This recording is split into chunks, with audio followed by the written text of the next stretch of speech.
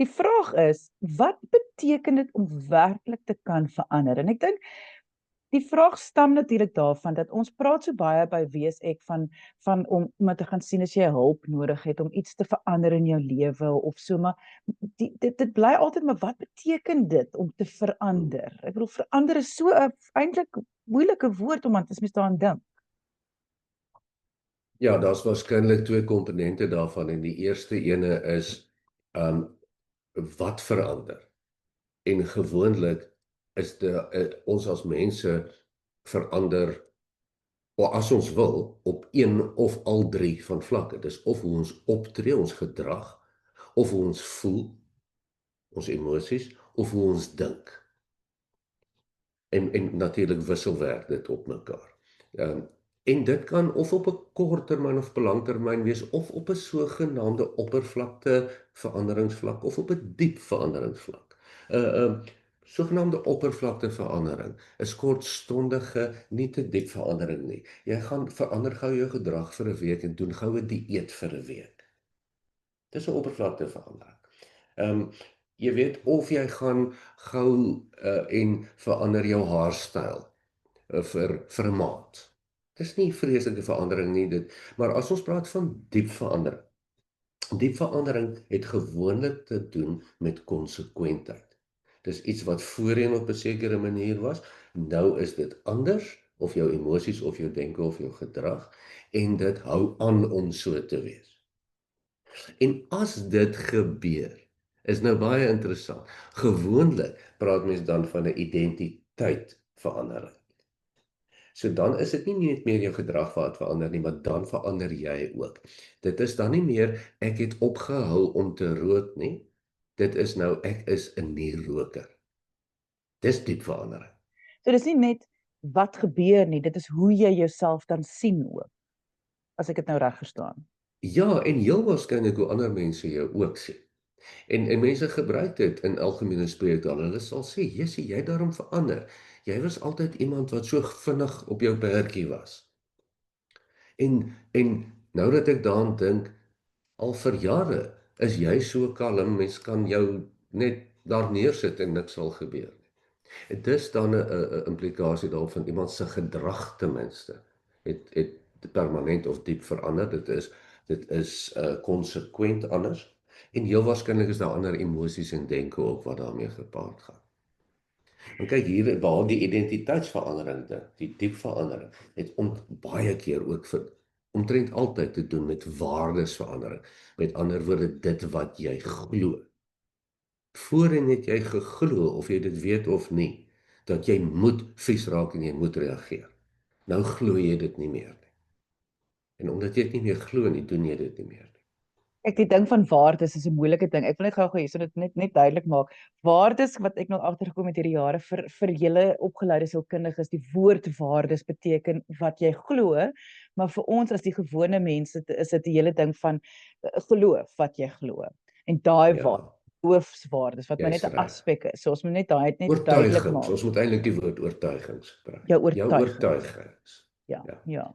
Ja, en Ek ja, 'n diep verandering het te doen as jou oortuigings skuif. Ja, en nie noodwendig dan jou geloof in iets nie. Ja. Ja.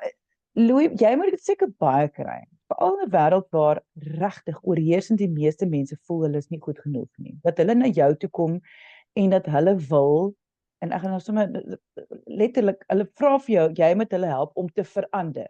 Groot ding, heeltemal. Engine overhaul. Alles moet verander want ek hou niks van myself nie. Gebeur dit by jou? Ja, mense sal meestal of eintlik altyd gaan mense na ander mense toe, of na professionele mense toe, of na hulp toe, omdat hulle wil iets anders hê. Sielkundiges is maar, ons werk is om verandering teweeg te bring. Jy wil of anders voel, of jy wil anders dink, of jy wil anders optree. Of jy wil dalk net so 'n bietjie beter voel oor jouself, wat ook anders is. So die bekende, ek voel nie goed oor myself nie, ek wil dit verander, is tog 'n bekende ding, nê. En daar reflekteer ons dan nou weer, dit is baie moeiliker as om te sê, luister jong, ek wil net ophou rook vir so 6 maande. Dis tog 'n baie groter verandering. En dis waarvan ons praat. En verandering word baie uit verskillende perspektiewe na gekyk. As jy dit kyk uit 'n neurologiese perspektief, uit 'n neurowetenskaplike perspektief, het verandering te doen met plastisiteit. Jy kan dit waarneem waar die brein nuwe koneksies vorm. Want dit is tog hoe ander denke gebeur, is ander koneksies. Jy kan dit letterlik waarneem. Dit is mos verandering, sê die neurowetenskaplikes. Die gedragswetenskaplikes sê ja wel, daar 'n verandering werk in fases. Daar's eers so vooraf fase wat jy dink, jy kontempleer, dan beplan, dan gaan jy oor maar in 'n beraming van 'n plan.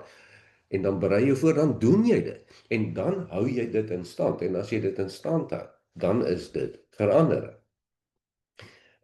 Daar's baie maniere van dink oor verandering. En die positiewe manier om daarna te kyk is, dit is nie net die afwesigheid van alles wat sleg was nie. Dis nie net ek rook nie meer nie of ek drink nie meer nie. Dit is heeltemal dis meer na iets anders in. Dit is ek is meer gesond. Ek geniet meer my longe of my lewe of 'n gesonde manier van voel as die definisie van ek is net weg van die negatief af.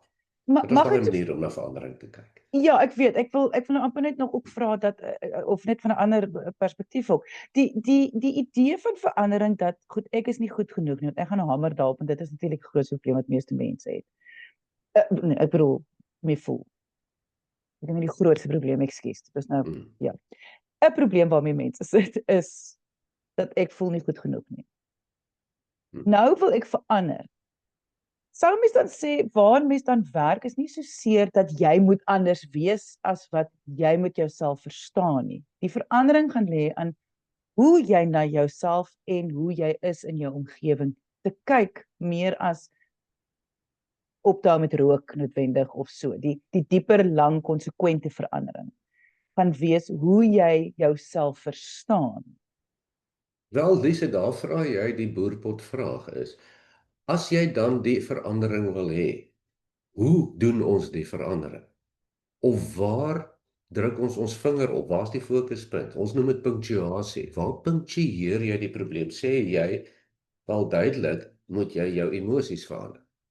Of sê ons, nee jong, jy moet kyk hoe jy met ander mense praat. Maar nie as jy by die huis is nie, net in daardie vergaderings. Of wat sê ons, waar begin ons, hoe doen ons die verandering?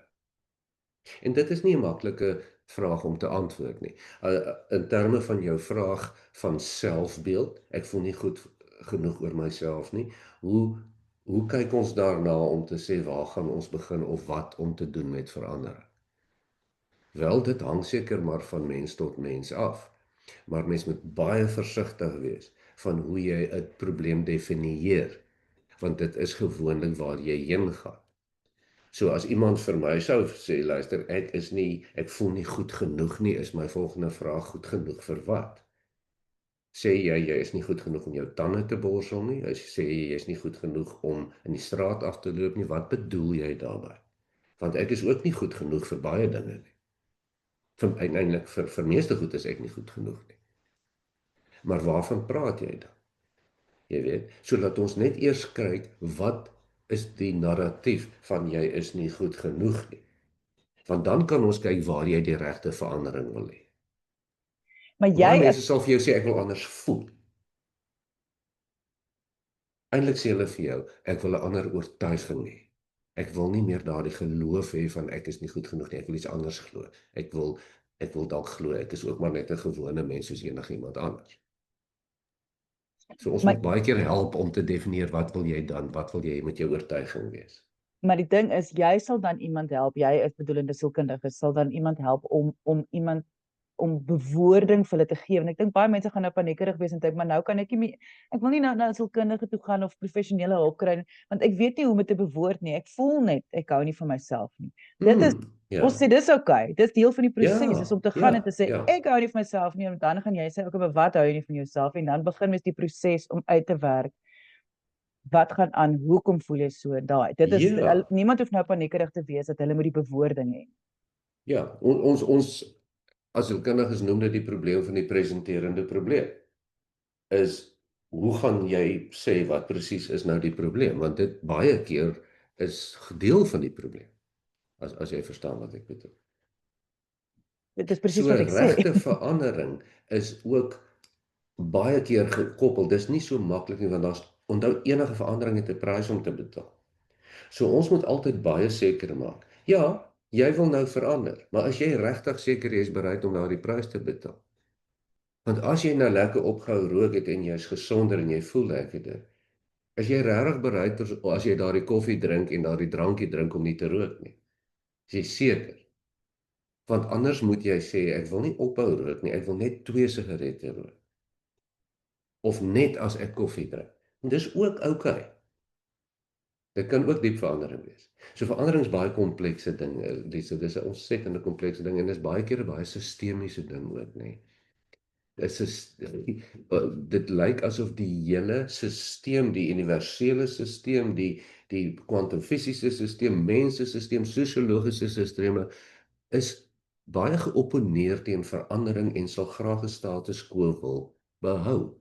As jy 'n klip in die dam gooi, wil die rippels terugkom na waar dit vandaan kom. As 'n familie op 'n sekere manier funksioneer, wil hulle nie hê Boetie moet skielik anders begin optree en anders aantrek en ander vriende hê nie. Dit versteur die homeostase.